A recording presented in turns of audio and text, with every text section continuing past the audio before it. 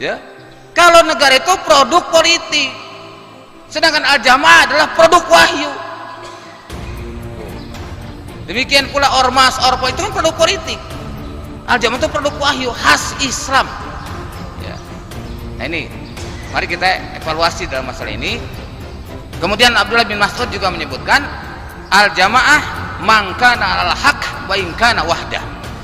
Ya. Orang yang berdiri atas kebenaran walaupun dia sendirian. Jadi kalau para ikhwan berada di sebuah negeri komunis misalkan, semua lingkungannya itulah komunis. Para ikhwan itu sendirian, ya, di antara ikhwan sendirian. Dia bertahan dengan kebenaran, maka itulah al-jamaah. Jadi sekali lagi, substansinya bukan pada sebuah tegaknya kekuasaan, bukan pada jumlah yang paling besar, tapi al-jamaah adalah orang-orang yang berdiri di atas kebenaran.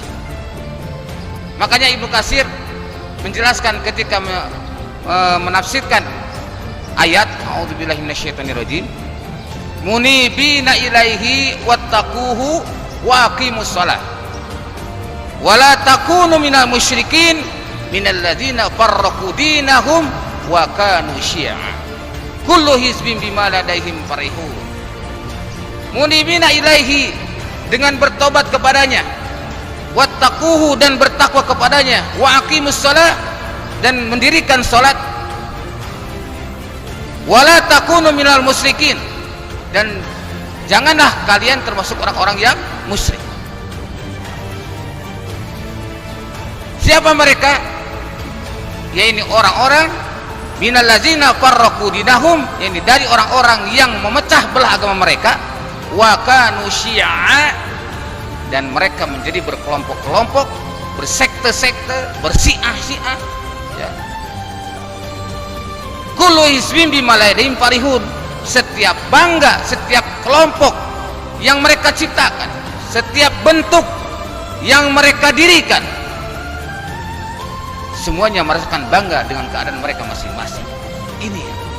Sedangkan al-jamaah bukan didirikan, Jamaatul Muslimin tidak didirikan, tapi ditetapi kembali. Ya. Makanya kalimatnya luzumul jamaah. Ya. Dalam ayat tadi kan, man aroda buhbuhatal jannah fal yalzamil jamaah. Jadi barang siapa yang ingin bertempat tinggal di surga, tetapilah al-jamaah, bukan dirikanlah al-jamaah. Kita tidak mendirikan.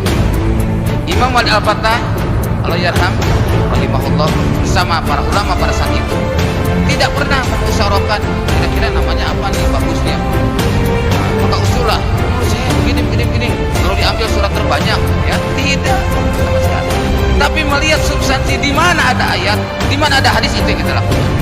Oleh karena itulah Imam Wali Al-Fatah bersama para ulama saat itu awalnya kita menyebutkan sebagai Hizbullah, karena substansi kepemimpinan kaum muslimin dalam Al-Quran dikatakan wa may yatawallallaha wa rasulahu walladzina amanu fa inna hizballahi humul ghalibun. Siapa yang menjadikan Allah, Rasulnya, dan orang-orang beriman menjadi pemimpin, fa innallaha, maka sesungguhnya Allah, fa inna hizballah, maka sesungguhnya Hizbullah humul ghalibun, mereka orang-orang yang ada kali ada man syartiyah, ada faul jawab. Syaratnya untuk disebut Hizbullah, dia menjadikan pimpinan kepada Allah, kepada Rasul, dan kepada orang-orang. Maka kita mewujudkan keamiran, mewujudkan keimaman, maka kita masuk dalam kategori orang-orang yang disebut ini. Lalu kemudian beberapa tahun kemudian, sekitar tahun 2008, temukanlah kajian tentang hadis Alzamu Jama'atul Muslimin wa Imamah.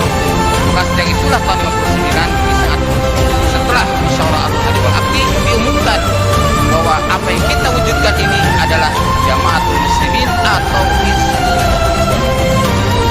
Hizbullah dalam Al-Quran, Jamaah Muslimin dalam hadis, sama substansinya, adalah kepemimpinan kaum muslimin atau orang-orang yang taat kepada Allah, Rasul, dan orang yang beriman.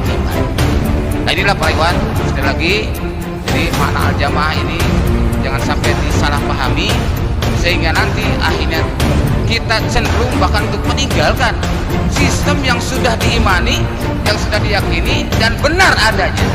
Maka tadi dalam tafsir Ibnu Katsir juz 3 halaman 433 ketika menafsirkan surah Ar-Rum ayat 3132 itu disebutkan anil firqatu najiyah wa hum ahlus sunnah wal jamaah. Dari firqah yang selamat itu adalah mereka ahlus sunnah wal jamaah al-mutamassikuna bi kitabillah wa sunnati nabi, yaitu orang-orang yang berpegang teguh kepada kitabullah dan sunnah Nabi. Lalu kemudian Kasir juga mengangkat hadis dari Al-Hakim dan kitab Al-Mustadrak, yaitu man kana ma'ana alaihil yaum aslim, itu orang yang ada aku dan sahabat. Maksudnya orang yang mengamalkan amalan-amalan yang terjadi pada zaman Nabi dan zaman sahabat. Itulah al-jamaah. Jadi sistem yang kita wujudkan itu adalah yang dipraktikkan oleh Rasul dan sahabat, bukan diciptakan. Kalau seperti ormas, Orwell misalkan, itu kan diciptakan.